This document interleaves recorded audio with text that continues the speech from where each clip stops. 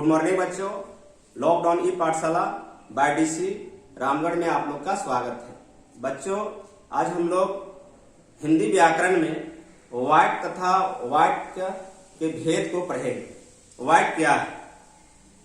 ऐसा सार्थक शब्द या शब्द समूह जो व्यवस्थित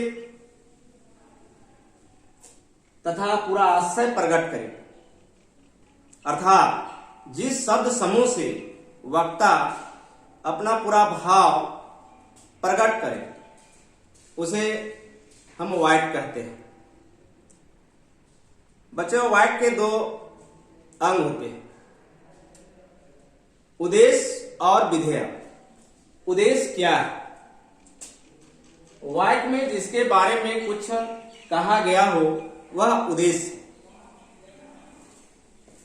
विधेय, उद्देश्य के विषय में जो कुछ कहा जाए विधेय कहते हैं। जैसे सोहन पड़ता, इस वाक्य में सोहन के बारे में कहा गया है, इसलिए सोहन उद्देश्य। क्या कहा गया है? पढ़ता है, यानी पढ़ता है, इस वाक्य में विधेय है। बच्चों, वाक्य के भेद होते हैं। रचना के आधार पर वाक्य के तीन भेद होते हैं: सरल वाक्य, संयुक्त वाक्य और मिश्र वाक्य। सरल वाक्य जिन वाक्यों में उद्देश्य और एक ही विधेय पाया जाए अथवा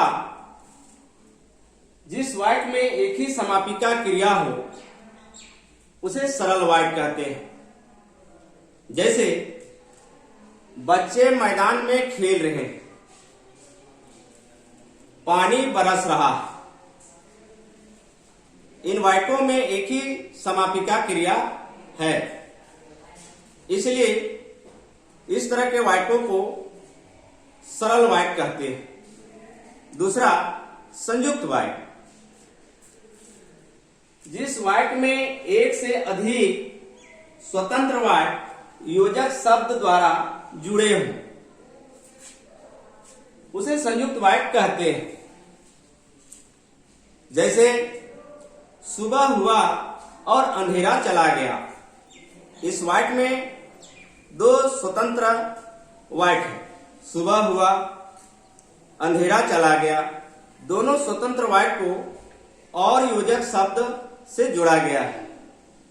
दूसरा उदाहरण है, तुम चाय पियोगे या कॉफी। इस वाक्य में भी दो स्वतंत्र वाक्य, तुम चाय पियोगे, तुम कॉफी पियोगे। दोनों स्वतंत्र वाक्य को या योजक शब्द से जोड़ा गया है। तीसरा उदाहरण है, मैं आपके साथ चलता किंतु मेरा स्वास्थ्य ठीक नहीं है। इस वाक्य में भी दोनों स्वतंत्र वाक्य को योजक शब्द किंतु से जोड़ा गया है। बच्चों, संयुक्त वाक्य में योजक शब्द होते हैं, लेकिन, पर, किंतु, और, या इत्यादि। तीसरा है मिश्र वाक्य, जिस वाक्य में एक से अधिक साधारण वाक्य आपस में इस प्रकार जुड़े होते हैं कि एक उपवाक्य प्रधान होता है और दूसरा उपवाक्य आश्रित होता है। उदाहरण है, मालिक ने कहा कि कल छुट्टी रहेगी। इस वाक्य में आश्रित उपवाक्य कि कल छुट्टी रहेगी है, कि कल छुट्टी रहेगी प्रधान उपवाक्य पर आश्रित। प्रधान उपवाक्य यहां मालिक ने कहा है। दूसरा उदाहरण है, जो छात्र परिश्रमी होता है वह सभी को अच्छा लगता है। इस वाक्य में आश्रित उपवाक्य जो छात्र परिश्रमी होता है तथा वह सभी को अच्छा लगता है, यह प्रधान उपवाक्य। तीसरा उदाहरण हम लेते हैं, जब घंटी बजी फोन उठा लिया। इस वाक्य में जब घंटी बजी, यह आश्रित उपवाक्य है। फोन उठा लिया प्रधान उपवाक्य। बच्चों, संयुक्त वाक्य और मिश्र वाक्य दोनों को विभेद करना बहुत ही आवश्यक है।